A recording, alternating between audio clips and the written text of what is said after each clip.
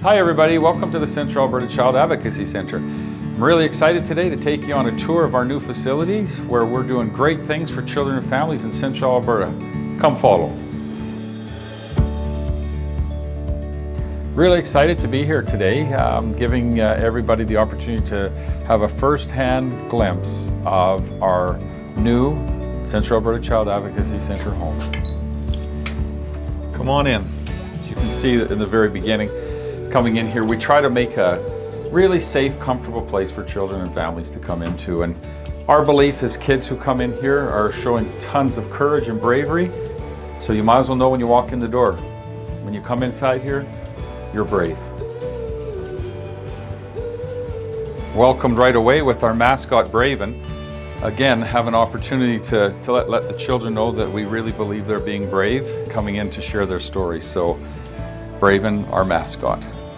You know, we were established in November 2017, and in a short period of time, we've worked with over 1,280 children and families in Central Alberta.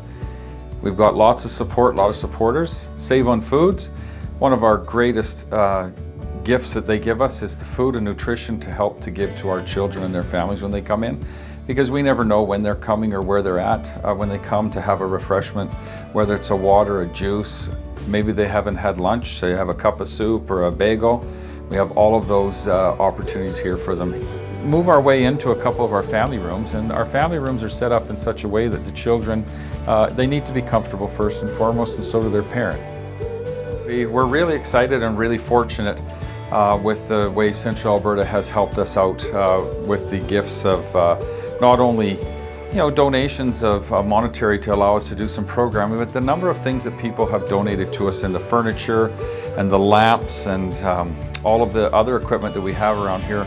I would say that probably 85% of the things that you'll see in the video today are donated from community members, and we just couldn't be happier to have the support of everybody in Central Alberta. So let's go and take a look at one of our playrooms that we have here. And the nice thing as you follow me along this way is we never had a reception area. Our reception area used to be a desk sat in the middle that was, Cassandra who worked in there did 4 jobs out of that desk. So now we have a designated reception area. So this is great, and a wide open public area for people to see.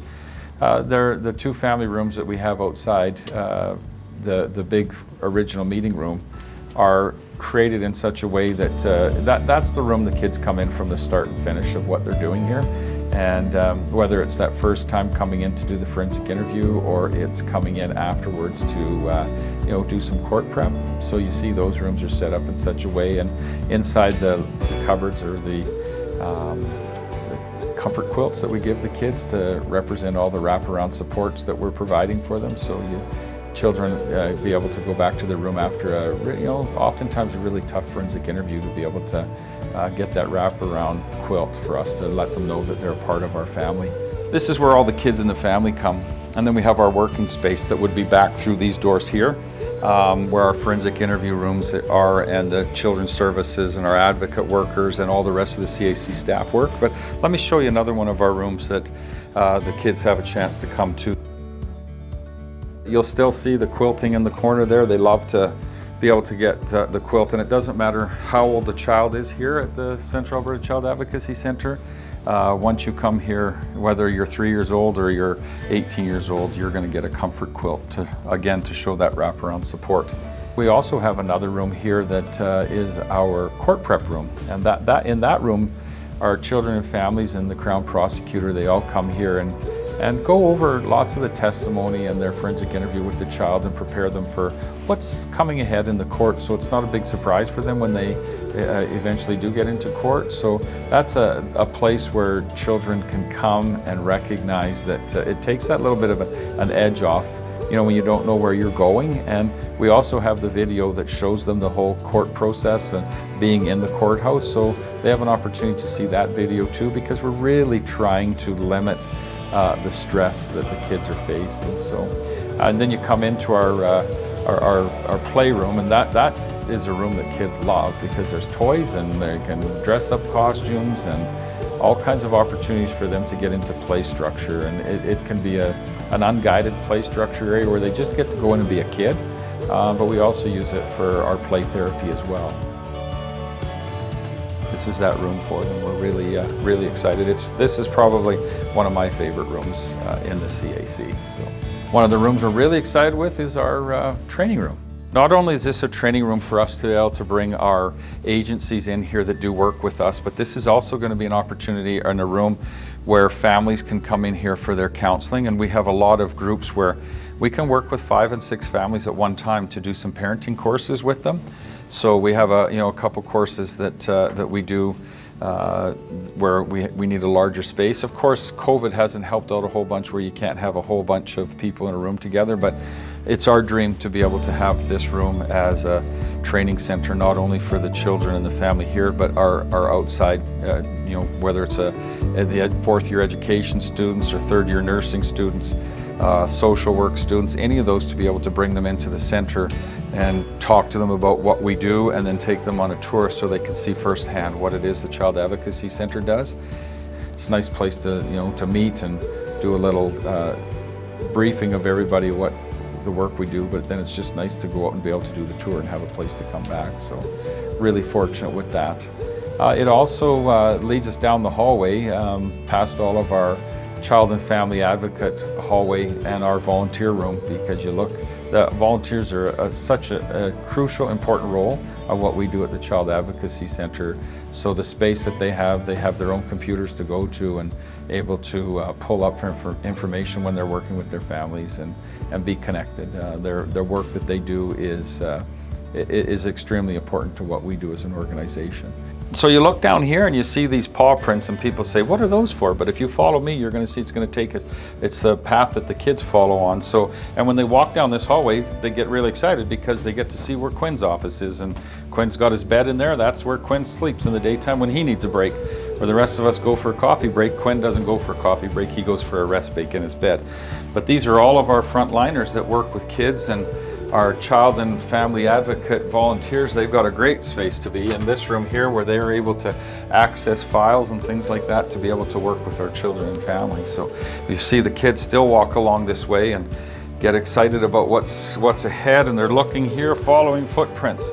So you're doing exactly what the children would do right now. They follow the footprints and following their traditionally the RCMP officer or perhaps a children's service worker to go to their forensic interview room. And then when they get to the room here, to the pathway, they have a choice. They can go to one forensic interview room or the other. So come on and have a look at this room here. This is one of our forensic interview room that's very child friendly, makes them feel really comfortable here.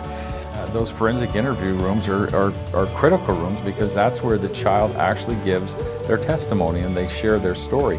And they're well-equipped rooms, and the microphone that you see on the wall is just a small little silver plate that the children oftentimes don't even know that microphone is there. We tell them about the cameras in the room and the microphone, but you can see it's quite a comfortable room for children to be in.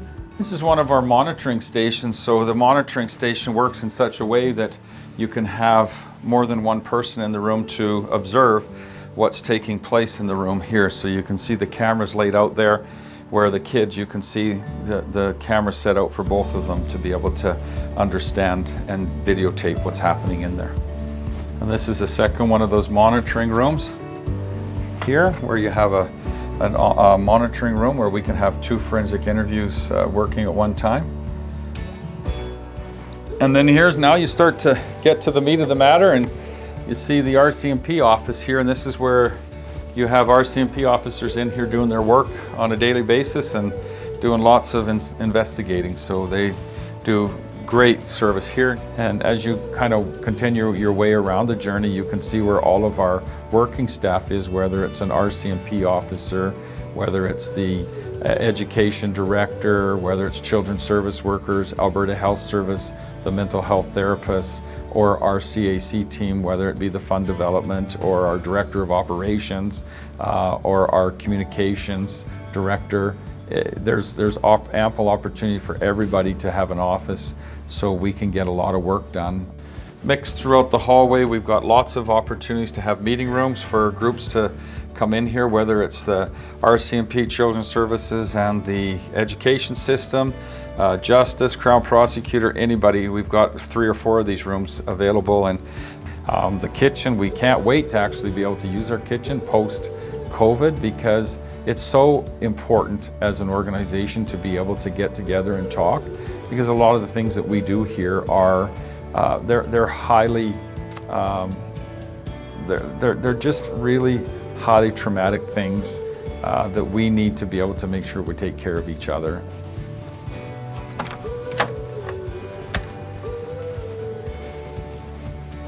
This is our room where we store the majority of our quilts that you saw that we bring down to put into each of those rooms. And it looks like there's a lot of quilts here, but we have probably emptied these shelves probably 3 times already since we've been had our CAC open, because they're children. We get so many children in here constantly. We have given out over 1,200 of our support quilts. Coming down to the end of the hallway, one of our areas that we are building is a little small fitness room, and I'll bet it is a small fitness room, but it's still an opportunity for us to be able to go and walk off a little bit of the the stress that we might be feeling, or go on a quick spin of a bicycle in the winter months. In the spring and summer and fall, we're able to go outside and go for a walk, because the pathways are beautiful just outside our door. But in the winter time, when we can't get Quinn or we can't get out, it's just great to hop on that treadmill to be able to do some exercises. So then we come down a little bit further and you walk into that boardroom, and our boardroom is so much business takes place in there. That's where we do all our triaging, and that's where all the government agencies come together to share the information on particular files, so that we can make a complex plan to be able to see how we're going to help that child and family, right from a potential forensic interview through to perhaps court preparation if we need it, to family counseling, to individual counseling. Just it's kind of like the hub of information, and it connects us with all of Central Alberta, where we don't have to go on the road. As COVID is over, we'll be able to have all of our people in here to be able to discuss each of the cases. Where now we're doing it on Zoom from home, to be able to get into the room and actually connect with each other. That human interaction would be awesome to be a part of. So we come through to the final part of the back side that's not the public side, and we come through our last door, and we come back to the very beginning. So if you see the whole floor structure of this is just a great big huge circle with one little hallway down the middle. And we always look at that stuff, and it was meant to be because of the wraparound services that we give to children and families. This is the perfect place for that to be, because we have a wraparound floor space. So this space here that we have is River Valley Properties have done a tremendous job in being flexible for us to be able to come up with a lease that worked for us and worked for them too. So we're really, really fortunate to have great community-minded families.